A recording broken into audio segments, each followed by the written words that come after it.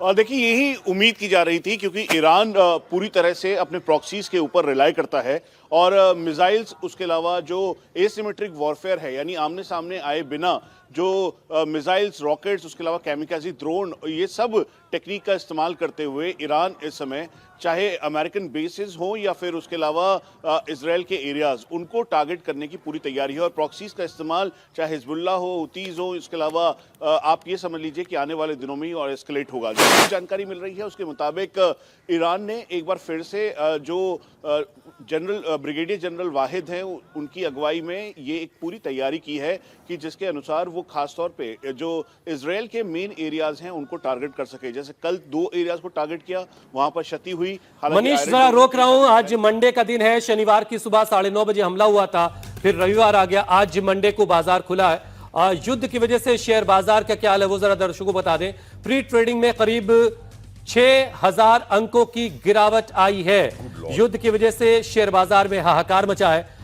Crude oil की कीमतें जो $67 पर बैरल पर थी वो $72 पर बैरल तक जा चुकी हैं। अभी सिर्फ 1-2 दिन बीते हैं, अभी हार्मुज स्ट्रेट बंद हुआ है। अभी बाबे अल मंदब अगर हुतीज ने लाल सागर में उसे भी ब्लॉक कर दिया, उसको भी चोक कर दिया, तब पूरी दुनिया में किस तरह के हालात बनेंगे ये एक अभी आने वाले वक्त में साफ हो पाएगा। लेकिन फिलहाल ये बड़ी खबर आपको बता रहे हैं, आज मंडे का दिन है। प्री ट्रेडिंग में मार्केट में भारी गिरावट देखी जा रही है। अभी बाजार जब खुलेगा उस वक्त और स्थिति साफ होगी।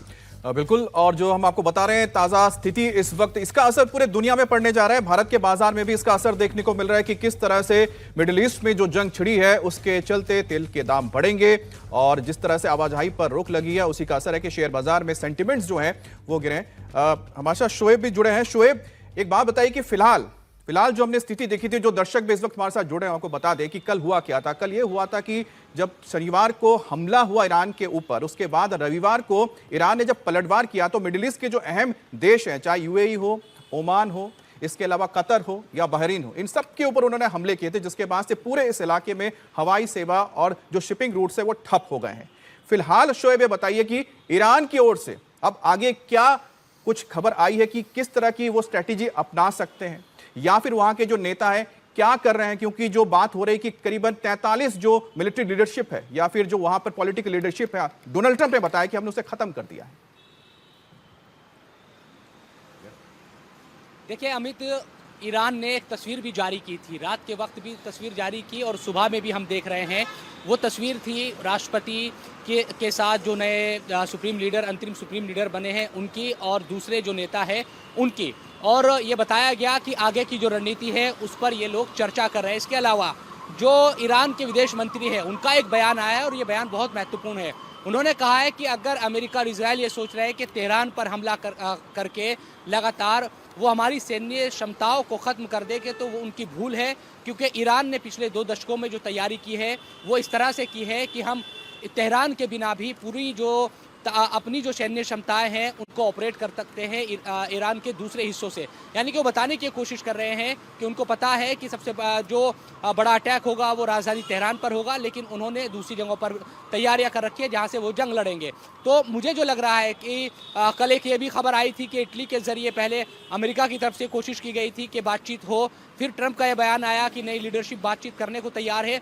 लेकिन जो ईरान से आवाज़ें उठ रही है वो इस तरह की आवाज़ है खामनेई की मौत के बाद कि वो ये चाहते हैं कि आप इस युद्ध में आगे जाए, वो इस लिहाज से क्योंकि अब समझौता किससे होगा, अगर समझौता होता भी है क्योंकि किस बुनियाद पर होता है, क्योंकि ओमान की तरफ से ये कहा गया है जहाँ पर बातचीत चल रही थी कि दूसरे दौर की जब बातचीत हुई थी उसमें ईरान ने कह दिया था कि यूरेनियम का जो मामला है उसको शॉर्ट आउट करने के लिए तैयार है, लेकिन उसके बाद अमेरिका और इजराइल का हमला हुआ है।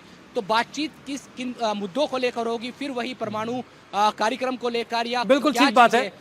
जो 2 बातें हैं जिसको लेकर के ईरान ने अपनी सख्त नाराजगी जाहिर की थी, एक तो ये कि वो अपना मिसाइल प्रोग्राम बिल्कुल नहीं बंद करेगा, वो अपनी देश की सुरक्षा के लिए उसकी जरूरत है, और दूसरा ये कि वो प्रॉक्सीज यानी हिजबुल्लाह और हुतीज की जो मदद हो रही है वो मदद भी जारी रहेगी। इसको लेकर के भी उसने बातचीत से साफ इनकार कर दिया था। जनरल सुई, आप जरा समझाइए। ट्रंप सीधे सीधे कह रहे हैं कि वो अपना मकसद पूरा किए बगैर हटेंगे नहीं, और तेहरान झुकने को पहले भी तैयार नहीं था, वो अब भी तैयार नहीं है। अभी जंग किस तरफ जाती दिख रही है? बिल्कुल हुसैन जी, इनफैक्ट मेरा ये मानना है कि जंग बद से बदतर होती जा रही है। इस समय में जो इसका एरिया फैलता जा रहा है। अभी सुबह की रिपोर्ट है कि उन्होंने साइप्रस पर भी इंग्लैंड की यूके की बेस पर हमला किया, जहां से इजराइल जो है तमाम तरह के इंटेलिजेंस इनपुट लेकर के उसके आधार पर एक्शन लेता तो है। यानी कि एक और एंगल निकल के आ गया। कल इनके प्रेसिडेंट ने कहा भी था कि हम यूरोप को भी निशाना बनाएंगे। ये कारण है कि देखिए अभी इंग्लैंड, जर्मनी और फ्रांस ने खुल के सपोर्ट देने के लिए सामने आ गए। अभी वोरा साहब कह रहे थे कि पिछली 12 दिनों की जंग में जितने हमले नहीं किए गए उससे कई गुना हमले 1-2 दिन में हो चुके हैं। तो फिर सोई साहब ये जरा समझाइए दर्शकों को कि आखिर ईरान पे इतने हमले हो जाने के बाद, उसके मिलिट्री इंस्टॉलेशन पर इतने बमबारी करने के बाद भी इतनी ताकत, इतनी हिम्मत ईरान कहां से ला रहा है? देखिए दो बातें यहाँ पे, जब हम अमेरिकन पॉइंट ऑफ व्यू से सोचे तो उन्होंने एक शॉक इफेक्ट देने की कोशिश की, जिसको मिलिट्री पॉइंट ऑफ व्यू में कहते हैं।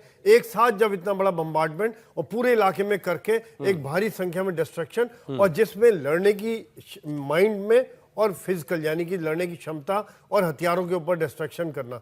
दूसरी बात ईरान का देखा जाए, ईरान को पता था कि ये यही करेंगे। देखिए ऐसा है कि ईरान ने काफ़ी सोच लिया था, पिछली बार जून से कई लेसन्स लिए थे। उनके कई बार बयान भी आए थे कि देखिए बातचीत होते होते ही हमला होगा, बातचीत खत्म होते ही हमला होगा, और वो तैयार थे। उनको पता था कि टारगेट्स क्या होंगे, उनको पता था लीडरशिप होगी, उनको पता था मिसाइल साइट्स होंगी, उनको पता था एम्यूनिशन डंप होंगे, उनको पता था रिपब्लिकन गार्ड के। एक बात बताइए, मैं बस इस बीच में इसलिए आना चाहता हूं क्योंकि आप बता रहे जब उनको सब पता था तो अपने नेता को बचा नहीं पाए। जनरल दत्ता, नहीं मैं यही सवाल है जनरल दत्ता कि अगर आपको सब पता था कि यही होने जा रहा है, आप अपने सुप्रीम लीडर को नहीं बचा पाए, आपने पूरे मिलिट्री चीफ को तक नहीं बचा पाए, तो आपकी तैयारी कहां पर थी? अब जब हमला हो गया है, आपका मिलिट्री लीडरशिप खत्म हो चुका है, उसके बाद आप क्या कर रहे हैं? रिटेलिएशन कर रहे हैं। और टारगेट आप किसको कर रहे हैं? तमाम वो देश जो कि आपके सबसे करीब है। आपकी हिमाकत नहीं है कि आप इजराइल को नुकसान पहुंचाए जो आप सोच रहे हैं।